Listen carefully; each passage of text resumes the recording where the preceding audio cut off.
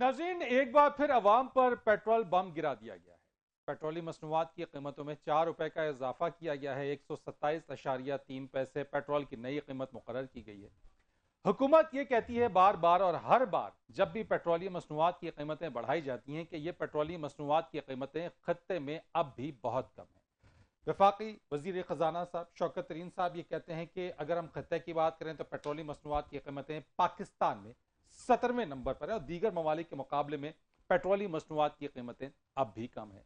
यह फार्मूला जरा समझना होगा हमें कि यह पेट्रोलियम मसनूआत की कीमतें खत्ते के मुकाबले में, जहां खत्ते के दीगर ममालिक में हर मुल्क की अपनी अपनी मीशत है, उस मीशत के मुकाबले में पाकिस्तान में यह कीमतें कम कैसे है।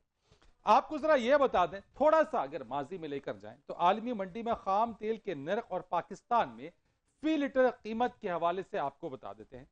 अक्टूबर 2018 $76 फी बैरल पेट्रोल था। जो तेल की जो कीमत थी वो $76 फी बैरल थी। पाकिस्तान में पंप में पेट्रोल पंप्स पे जो पेट्रोल मिल रहा था वो 92 रुपए 92 रुपीज में मिल रहा था। 3 साल गुजर गए इस हुकूमत को। यह भी याद रहे कि अक्टूबर 2018 में पाकिस्तान तहरीक इंसाफ को हुकूमत संभाले हुए चंद ही माह हुए थे, ज्यादा टाइम नहीं हुआ था, नई नई हुकूमत आई। अक्टूबर 2021 आज की तारीख में इंटरनेशनल मार्केट के अंदर पेट्रोल की कीमत $75 फी बैरल है और आज पंप की जो प्राइस है, जो पेट्रोल पंप पे जो तेल मिल रहा है हमें, वो 127 रुपए में मिल रहा है। ये तो पेट्रोल की कीमत हो गई डॉलर के हवाले से। अब अगर 2018 की बात करें, फीकस आमदनी अगर हम आपको बताएं खत्ते के, अगर हम ममालिक, अगर हम साउथ एशिया की बात कर लें तो ये कमोबेश आपके इसमें अफगानिस्तान, बांग्लादेश, भूटान, इंडिया, मालदीव, नेपाल, पाकिस्तान और श्रीलंका इसके अंदर, ये साउथ एशिया की मैं बात कर रहा हूं। फीकस आमदनी के अंदर अगर हम देखें तो 2018 के अंदर पाकिस्तान की फीकस आमदनी $1482 यानी $1482 थी, जो कि 2021 में घटकर इस वक्त $1194। यानी इसका मतलब यह हुआ कि अगर फीकस आमदनी में कमी हुई है तो परचेजिंग पावर में भी कमी होगी। अब अगर आ जाते हैं, जरा आगे चले, एक और स्लाइड में आपको दिखाता हूं।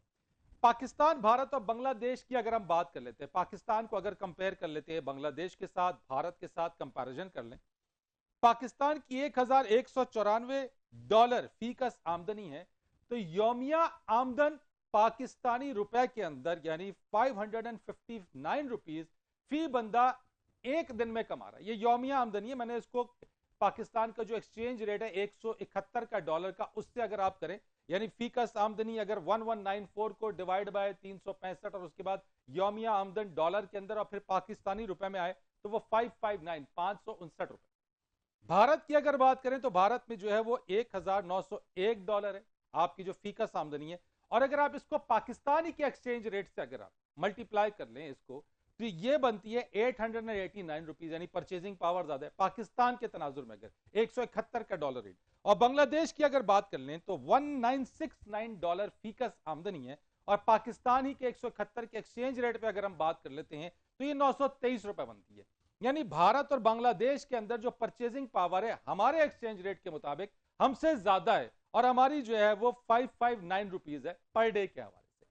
ये वो चीजें हैं जिस चीज के ऊपर हम आज बात करेंगे और जानने की कोशिश करेंगे कि आखिर वो कौन से फैक्टर्स और अवामिल है जिसकी बुनियाद के ऊपर हुकूमत अब भी ये कहती है कि खत्ते में दीगर ममालिक के मुकाबले में पाकिस्तान में पेट्रोल की कीमत कम है और पेट्रोलियम मसनूआत की कीमतों में इजाफा किए चले जा रहे हैं। मेरे साथ आज बात करने के लिए मौजूद होंगे पाकिस्तान तहरीक इंसाफ के रुकन कौमी असम्बली आफ्ताब जहांगीर साहब, बहुत शुक्रिया सर आपका।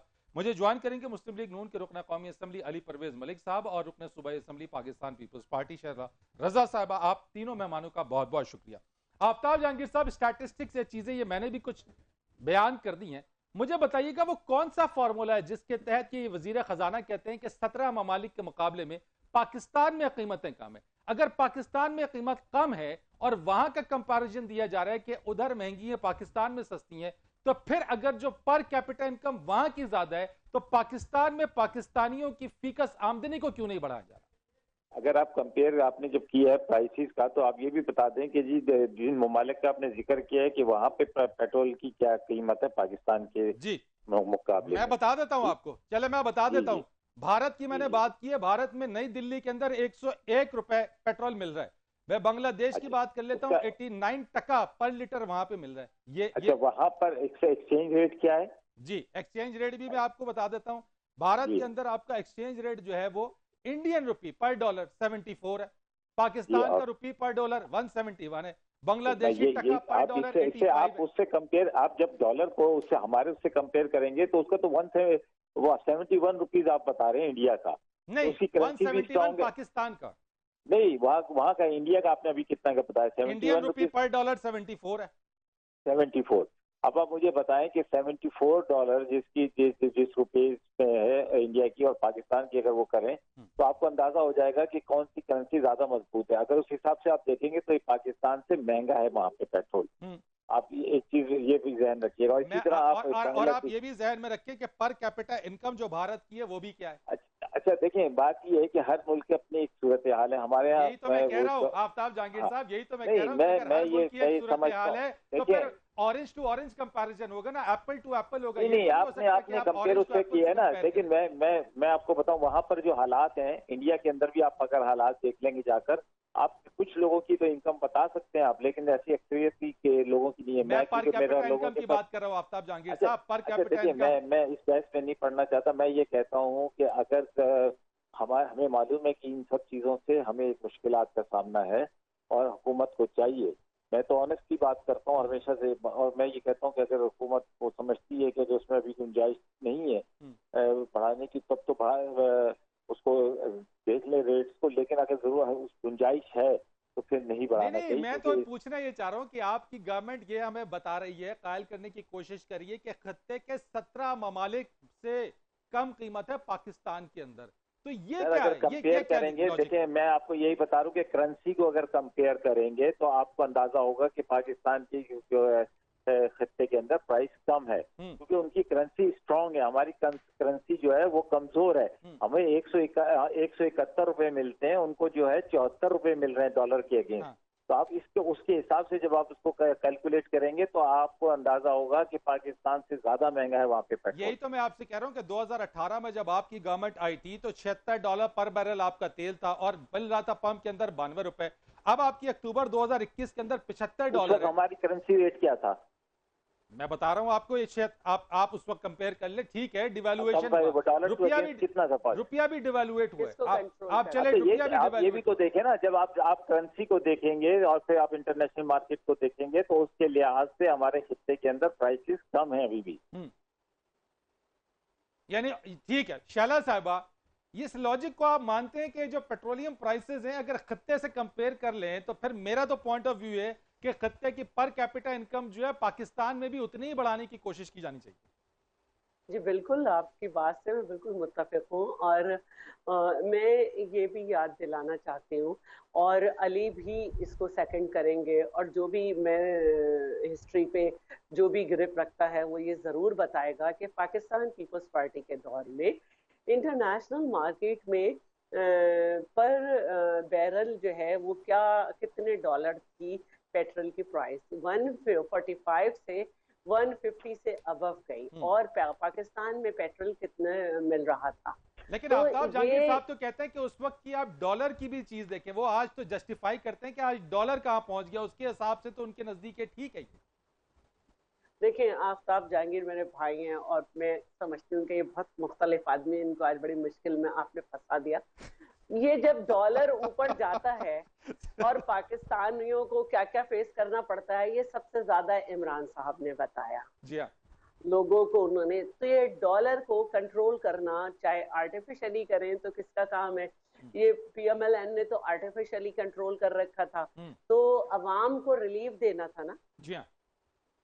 हम उनसे बहुत सारी चीज़ों पे इख्तलाफ रखते हैं, हम उनके लोन पॉलिसी पे इख्तलाफ रखते हैं, हम उनसे बहुत चीज़ों पे इख्तलाफ रखते हैं, लेकिन आपसे इख्तलाफ हमारा यही बन रहा है ना, तो कोई और तो भैंस चुराने का तो नहीं है। अभी पिछले 4 दिन पहले मैंने प्रोग्राम किया कि जब पेट्रोल की प्राइस आप बढ़ाएंगे तो पेट्रोलियम प्रोडक्ट की कीमतें बढ़ेंगी, मुल्क में महंगाई बढ़ेगी। अभी मैंने 4 दिन भी नहीं हुए, मैंने शायद 2 दिन पहले प्रोग्राम किया है कि एलपीजी पे जो है वो फी किलो 20 रुपए महंगा हो गया। आज के अखबार में एलपीजी जो है वो 9 रुपए और बढ़ गए, यानी कि एलपीजी फी किलो 29 रुपए महंगा हो गया। ठीक है।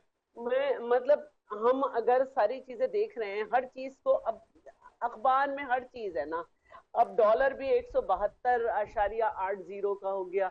अच्छा, जनूबी एशिया में पाकिस्तान इन्फ्लेशन में सबसे ज्यादा है इन्फ्लेशन, तो क्या खित्ते से हम मुकाबला करें? ये सब आज के अखबार की खबरें हैं और मैंने ये ट्वीट करके लगाई थी क्योंकि मुझ पे पीटीआई के वो जो 4 करोड़ रुपए जिसके लिए एलोकेट किए गए हैं सोशल मीडिया पे लोगों को अपॉइंट करके जवाब देने के लिए हम जैसों को, वो मुझ पे बहुत मेहरबान है। वो नाजेबा अल्फाज की जो हद होती है वो इस्तेमाल करते हैं। जी हाँ, जो तो फैक्ट शैला साहब, जो फैक्ट एंड फिगर्स के ऊपर अगर जाएगा तो वहां पे ट्रोलिंग भी होगी, और ये भी आपने जिस तो तरह मैं से अब ये करती हूँ कि अखबार की 3-4 खबरें लेती हूँ और पूछती हूँ क्या होना रहा में।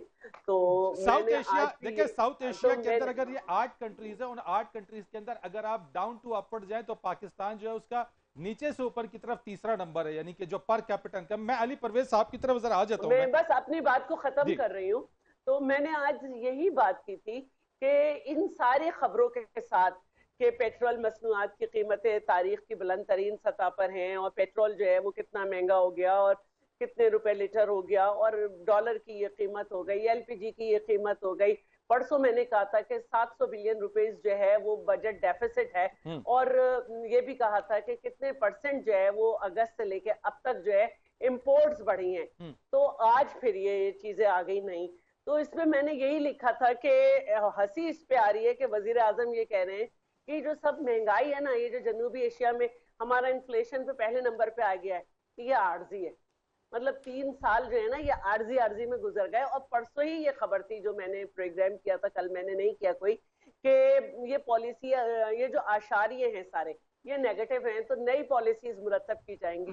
तो अब अगर 3 साल के बाद भी आप कह रहे हैं कि नई पॉलिसीज मुरतब की जाएंगी और आशारिये नेगेटिव है, तो भाई हमें हमारे लिए क्या सोचा था आपने? बिल्कुल यही वो बात है कि आवाम के ऊपर अगर आर्जी है और अशारी और नई पॉलिसीज है तो फिर आगे ये चलेगा किस तरीके से। अली परवेज साहब, पेट्रोल सस्ता होने का हल ये बताया जाता है कि जनाब जब तक नए ज़खायर नहीं निकल आते हैं पेट्रोल सस्ता नहीं होगा। तो फिर क्या इस इंतजार में बैठे रहे? क्योंकि सेनेट में सेनेटर शहजाद वसीम साहब भी कह रहे हैं कि मुल्क में पेट्रोलियम मसनूआत की कीमत कमी इसी तरह से हो सकती है। बिस्मिल्लाहिर्रहमानिर्रहीम। बहुत शुक्रिया फरीद भाई, आज आपने अपने प्रोग्राम में याद किया। देखें, ये जिस चीज़ के ऊपर पिछले 5-10 मिनट के अंदर बहस होती रही है ना, इसका हल करने का बड़ा आसान तरीक़ेकार है। आप डॉलर के अंदर पेट्रोल की कीमत निकाल लें और आपके पास डॉलर के अंदर पर कैपिटा इनकम जो हमारे खित्ते के मुल्क है उनकी भी आपके पास अवेलेबल है कि वहाँ पे पर कैपिटा इनकम कितनी है, सबकी रेशियो निकाल के देख दें और शौकत तरीन साहब के सामने रख दें कि भाई बता दें हमें कि किस तरह से खित्ते के अंदर अगर हम आमदनी के मुकाबले में उसको देखें तो यहाँ पे पेट्रोल सस्ता है। तो मैं इसके ऊपर सिर्फ इतनी सी गुजारिश करूंगा। अब मसला इस तरह से है कि जो ये महंगाई की सूरत हाल है ना, ये कोरोना की तरह यहाँ पे इस मुल्क के अंदर अब वबा की सूरत हाल इख्तियार कर गई हुई है, सिर्फ इसलिए क्योंकि हमारे पास यहाँ पे इतने काबिल हुक्मरान मुसल्लत हुए हुए हैं जिन्होंने 100 दिन के अंदर इस मुल्क के सारे जो मसाइल थे उनको हल करना था। कि आज आप मुझे बताएं, पेट्रोल तो खाली रिकॉर्ड कीमत के ऊपर नहीं है, आप अंडों की कीमत देख लें, चीनी की कीमत देख लें, आटे की कीमत देख लें, चिकन मुर्गी के गोश्त की कीमत देख लें। आप मुझे बता दें कि किस चीज की सूरत हाल आपको आज वो सारे मामला तो आप लोग खराब करके गए थे ना, माजी की हुकूमतों ने खराब किया है। जी चले, चाहे वो मईशत हो, चाहे वो ज़राअत हो, चाहे वो कुछ भी हो, वो सब आप लोग खराब करके आ रहा हूँ। मुझे अब 1 मिनट काइंडली दीजिएगा। मुझे पता है कि हमारे जाने के बाद 3 चीनी की फसलें उतर गई हुई हैं और आज भी जो 110 रुपए किलो की चीनी है उसका यकीनन हम ही जिम्मेदार होंगे। आप बिल्कुल ठीक कह रहे हैं, गंदम की भी हमारे जाने के बाद 3 फसलें उतर चुकी हुई हैं और आज 20 किलो का जो थैला 1600 रुपए का हो गया और हमारे जमाने में 700 रुपए का होता था। यकीनन वो भी हमारी वजह से हुआ, मैं आपकी बात मान लेता हूं, पर मैं अगर अपनी जान की अमान पाऊं तो मैं इस बहस को आगे लेके चलाना चाहता हूं ताकि हम हल की तरफ आ जाएं। गुजारिश इस तरह से है, 1 मिनट के लिए जरा ये भी सोच लें कि आज ये सूरत हाल हमें दरपेश क्यों है। मेरी नजर के अंदर उसके पीछे जो बुनियादी वजूहात है ना, उनमें से जो एक वजह है वो ये है कि ना सिर्फ ये आज के हुक्मरान नालायक हैं, पर दूसरी वजह जो ज्यादा मेरे ख्याल से जरूरी है वो ये है कि ये उसके साथ साथ बदनीयत भी है और अपने इन्वेस्टरों को और अपने एटीएमओ को नवाजना चाहते हैं। अब मैं एक एक करके आपको दोनों चीजों के ऊपर अपना जहन जो है आपके सामने पेश कर देता हूं। नालायकी इनकी इस तरह से आपको नजर आती है कि माशाल्लाह रिकॉर्ड खसारे हैं। आप कोई भी शोबा उठा के देख लें, माली खसारा अगर मैं आपको एक मिसाल दूं, हमारे इलेक्शन वाले साल के अंदर 2200 अरब का खसारा था, इनकी 3 साल पूरे मुकम्मल हो गए। लेकिन अली साहब, आपकी जो स्टैट्स और फिगर्स हैं, आपकी जो स्टैट्स और फिगर्स हैं, मैं उस पर सिर्फ ये पूछना चाहता हूं कि आप क्या इस आर्ग्यूमेंट को बाय करते हैं कि अभी भी आपके रीजन में ये चीजें बिल्कुल सस्ती हैं, यानी पेट्रोल और महंगा होना चाहिए, कमोडिटीज और महंगी होनी चाहिए, क्योंकि इंटरनेशनल फिनोमेना है। मैंने तो रद्द कर दिया ना। मैं आपके पास आ रहा हूं कि हम तो असद उमर साहब को तलाश कर रहे हैं जो कहते थे कि सारे टैक्स पेट्रोल के ऊपर से खत्म कर दो, 50 रुपए लीटर के ऊपर मैं पेट्रोल मुहैया करूंगा। और यहां पे इन्होंने उल्टा, क्योंकि अपने एटीएमओ को ये टैक्स नेट के अंदर लेके नहीं आए। आज आपने नहीं देख लिया, अखबार उठाए, 18 लाख लोग हैं जो यहां पे टैक्स जमा करवाएंगे अपनी आमदनियों के ऊपर। सारे का सारा टैक्स जो है अगर आपने पेट्रोल की कीमत के ऊपर डाल के, आपने आटे की कीमत के ऊपर डाल के, चीनी की कीमत पे डाल के अगर आपने उसको रिकवर करना है तो मुझे बताएं कि महंगाई बढ़ेगी कि कम होगी? शौकत तरीन साहब तो कह रहे हैं कि पेट्रोलियम लेवी 2 से 2.5 रुपए। शौकत तरीन साहब कह रहे हैं 2 से 2.5 रुपए। आप सर तो उनसे पूछना था ना कि पेट्रोलियम डेवलपमेंट लेवी जो आप 2.5 रुपए कह रहे हैं वो 2.5 से 5 रुपए है, जहां तक मेरा अपना हिसाब बताता है। उसके अलावा जो 10 से 12 रुपए वो सेल्स टैक्स इकट्ठा कर रहे हैं पेट्रोल के ऊपर, तो आज वो 16 रुपए की रिलीफ क्यों नहीं देते? आज क्यों नहीं पेट्रोल जो है वो 110 रुपए पे मुहैया करते, चाहे अगर वो असद उमर 50 रुपए का कहता था। अली साहब, मैंने एक ब्रेक लेनी है जरा सा, बिल्कुल मैं जरा ब्रेक को, इस डिस्कशन को, डिबेट को ब्रेक के बाद आगे बढ़ाता हूं। एक ब्रेक लेंगे, ब्रेक के बाद आएंगे, इस डिबेट को मजीद जरा आगे लेके चलेंगे। हमारे साथ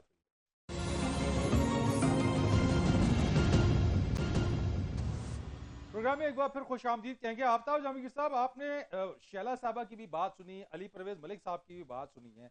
पेट्रोल कीमतों में जो मसनूआत की कीमतों में कमी जो है वो ये बताई जा रही है कि जनाब नए ज़खायर निकल जाएं तो कम है। चले, जब तक ये नए ज़खायर नहीं निकलते हम कितना तैयार हैं? ये कीमतें आखिर कहाँ तक जाएंगी, कब तक आगे जाएंगी? अच्छा, इसकी तो कोई प्रेडिक्ट नहीं कर सकता कि कब कहाँ तक जाएंगी और कब तक जाएंगी। ये तो इंटरनेशनल मार्केट के ऊपर मुनहसर है कि अगर इंटरनेशनल मार्केट में प्राइस जो है वो बढ़ेगी तो यकीनन पाकिस्तान में भी बढ़ेगी। लेकिन मैं ये समझता हूँ कि ये यकीनन हमारे लिए, हमारे कौम के लिए एक परेशान कुन बात है। हमें और भी जराए पैदा करने होंगे ताकि लोगों को रोजगार मिल सके। लोगों को जो है, जब हम उनके लिए दूसरी आसानियां पैदा करेंगे, रिलीफ देंगे दूसरी जगह पे, तो ये जो है थोड़ा पेट्रोल का जो है जो परेशानी है वो उनके ऊपर कम असर करेगी। लेकिन अगर जब हम उन्हें और भी रिलीफ नहीं दे सकेंगे तो यकीनन ये परेशानी की बात है। इससे पूरी कमोडिटी के ऊपर फर्क पड़ता है, प्राइसेस के ऊपर। तो इसलिए गवर्नमेंट को बड़ी संजीदगी के साथ सोचना होगा कि वो दूसरी तरफ भी कौम को रिलीफ देने की बात करे। जैसे कि अभी उन्होंने कहा है कि जी हम हेल्थ कार्ड दे रहे हैं और इंशाल्लाह इस साल के आखिर तक पंजाब को भी दे देंगे। आफ्ताब साहब, 600 अरब रुपए रखे हैं आपने इस बजट के अंदर पेट्रोलियम के अंदर से जो टैक्सेस जमा करने के हवाले से। यकीनन वो IMF के पास जब आप लोग जाएंगे, रिव्यू के अंदर जाएंगे, तो वो आप बताएंगे यहीं से ही टैक्सेस आप जमा करेंगे। आप गंदम इंपोर्ट कर रहे हैं, चीनी इंपोर्ट कर रहे हैं, एग्रीकल्चर आपका मुल्क है, उसके बावजूद भी ये चीजें जो है वो आसमान से बातें कर रही हैं। आप समझते हैं कि आखिर कब तक आवाम पर यह बोझ कितना डाला जाएगा, कब तक डाला जाएगा? क्या यही वो तब्दीली है जिसको हमने देखना था और जिसको हम सब देख? ये है कि तब्दीली तो ये होनी चाहिए थी कि जो देखें, अभी आपने खुद ही बताया कि इनकम टैक्स देने वाले लोग कितने, टैक्स उसके अंदर कितने लोग हैं। 18 लाख आपने शायद अभी जिक्र किया है। लेकिन अगर क्या आप समझते हैं कि ये 18 लाख से 25 करोड़ का मुल्क चल सकता है? आफ्ताब साहब, मैं आपकी इस बात को 1 मिनट के लिए आपको यहाँ पर रोकूंगा। मुझे एक बात बताइए, ये गिला किया जाता है कि यहाँ पे लोग टैक्स नहीं देते। आप मुझे बताएं, माचिस की तीली से लेकर गोश्त तक सेल्स टैक्स की मद में, अशिया खुरनोश की खरीदने में, बिजली में, गैस में, टेलीफोन में, मोबाइल में, इंटरनेट पे, आपकी हर चीज के अंदर तो टैक्स दे रहे हैं ना, हर बंदा दे रहा है। दुनिया में दे रहे हैं, उसके बावजूद जो है कि वहाँ पर लोग जो है टैक्स देते हैं। हमारे यहाँ कौन टैक्स सर, तो टैक्स रेट बढ़ाना किसका काम है? टैक्स बेस बढ़ाना किसका काम है? हम तो बढ़ा रहे हैं, लेकिन माजी की हुकूमतों ने बढ़ाया इनके ऊपर। सर, अब तो आपको 3 साल हो गए, माजी की हुकूमतों को छोड़ा ना, टैक्स बेस अब कितना बढ़ा? आएगा कि जब टैक्स पेयर ज्यादा हो जाएंगे और जिनको हक बनता है टैक्स देने का, वो जब टैक्स देंगे तो यकीनन उसका जो रिलीफ है वो नीचे की जो आवाम है, जो टैक्स पेयर नहीं है, उनको जरूर। शैला रजा साहिबा, टैक्स के हवाले से गिला ये किया जाता है कि हम टैक्स नहीं देते, टैक्स नहीं दे रहे तो मुल्क का ये हाल है। कि इनडायरेक्ट टैक्सेस की तो इतनी भरमार है और डायरेक्ट की भी कैसे। असल बात यह है कि हुकूमत जो है वो नाकाम रही है टैक्स नेट बढ़ाने में। तो उन्होंने अपने तौर पे ये एक हल निकाला है कि हर चीज पे टैक्स लगाते हैं। देखें, इनका इनका ये दावा था कि ये जब आएंगे तो क्योंकि ये सादिक और अमीन है और पुराने लोग जो हैं वो डाकू थे और उनको लोग जो है ना वो टैक्स नहीं देते थे, तो इनको लोग खुद देंगे। और इन्होंने ये दावा किया था कि ये 80 ट्रिलियन तक पहुंचा देंगे। इन्होंने अपना पहले ही टारगेट 50 ट्रिलियन 50 बिलियन ये रखा और पहले ही साल माशाल्लाह इन्होंने 15,000 बिलियन जो है ना वो कम जमा किए और ये रिकॉर्ड बनाया पाकिस्तान की तारीख में कि किसी जो है रवां फिस्कल ईयर में जो है वो गुज़िश्ता फिस्कल ईयर से कम टैक्स जो है नहीं, वो तो कहते हैं कि टारगेट रखने में कोई हर्ज नहीं है, बड़े ख्वाब देखने में कोई हर्ज नहीं है, टारगेट रखें देखें खुद, लेकिन आवाम को तो उसको दिखा के जमीन पे ना पटके ना कि सुबह वो पलंग के नीचे भी नहीं पता नहीं कहाँ पड़े हुए हो। तो आप अभी तक 49 का आपने टारगेट रखा है और इस साल, लेकिन अभी भी आप जो माहिर माशियात हैं वो कहते हैं कि 46। अगर कोई अच्छी हुकूमत हो, काबिल हुकूमत हो, तो वो सिर्फ इन्फ्लेशन पर ही इतना कर सकती है। आपको पता है इन्फ्लेशन 17% से ज्यादा है। तो अगर ये सिर्फ इन्फ्लेशन ही पे टैक्स, इतना इन्फ्लेशन है कि उसी पे ये टैक्स 50 ट्रिलियन कर सकते थे जो इनका टारगेट भी था, लेकिन ये नहीं कर सकते। राइट, मैं अली परवेज साहब की तरफ जरा शैला साहब आता हूँ। शैला मैं अली साहब छोटी सी एक बात कर रही हूँ। देखिए, जून में आटा 13.43, घी 23.75 और सब्जियां 11.51% महंगी हुई। और अगस्त में महंगाई की शरह जो है ना टोटल ये 8.4 हो गई। इम्पोर्ट इतनी बढ़ रही है कि 67.8 है और जो कर्जा है, ये बहुत अफसोस की बात है कि 26 अरब डॉलर से ज्यादा बैरूनी जो है ना, जी हाँ, कर्जाजात बढ़ते चले जा रहे हैं। ये बात आपकी बिल्कुल है कि कर्जों में जो है इजाफा होता चला जा रहा है। अली परवेज साहब, ये तमाम नाअहलियां इनकी कीमतों में इजाफा डिलीवर किया अभी तक। ठीक, अली साहब, कीमतों में इजाफा, चीजें जैसे तरह से आफ्ताब जहांगीर साहब ने कहा कि टैक्स चूंकि सही तरीके से नहीं दिया जा रहा तो मईशत का यह हाल है।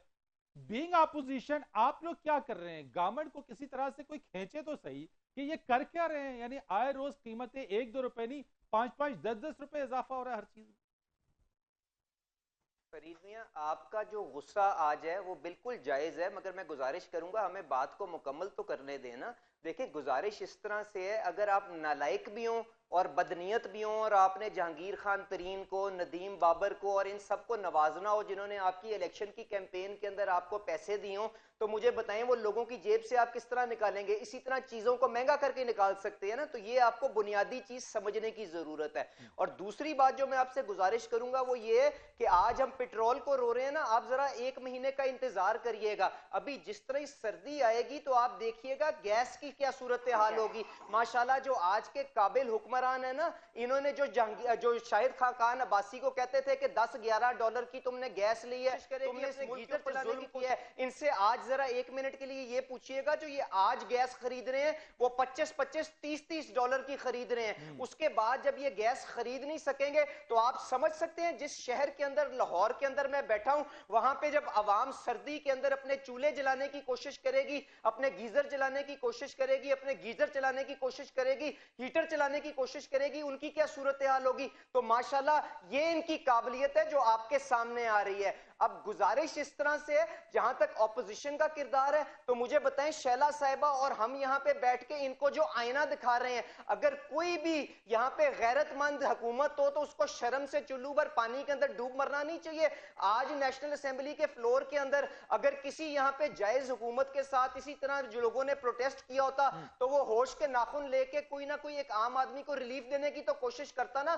पर बात इस तरह से है कि जब आप सेलेक्ट होके आए हो, आपको किसी ने मुसल्लत किया हो, तो आपको लोगों की तकलीफ के साथ आपका कोई लेना देना नहीं है। आपने जो आपको लाए हैं सिर्फ इनको खुश रखना है और आप माशाल्लाह उस काम के ऊपर गामजन है। 1 एक्सटेंशन, 2 एक्सटेंशन, 3 एक्सटेंशन, माशाल्लाह इससे आगे ये नहीं देख सकते। तो इसलिए अवाम का तो अल्लाह ही हाफिज है। हम भरपूर ऑपोजिशन को फिर कोशिश करेंगे और शैला साहिबा एक सेन एलिमेंट है ऑपोजिशन के अंदर। मैं गुजारिश करूंगा आए दोबारा मिल के बैठे और इनको इस चीज की ये भरपूर एहतजाज करके इनको जल्द से जल्द घर भेज के हैं ताकि लोगों की तकलीफों का हम अजाला कर सकें। राइट अली भाई, बिल्कुल आपकी ये जो बात है, आपकी इसी सजेशन के ऊपर मैं शैला साहबा से बात करूंगा। जरा एक ब्रेक ले लेता हूं, ब्रेक के बाद आके इस पर बात करते हैं।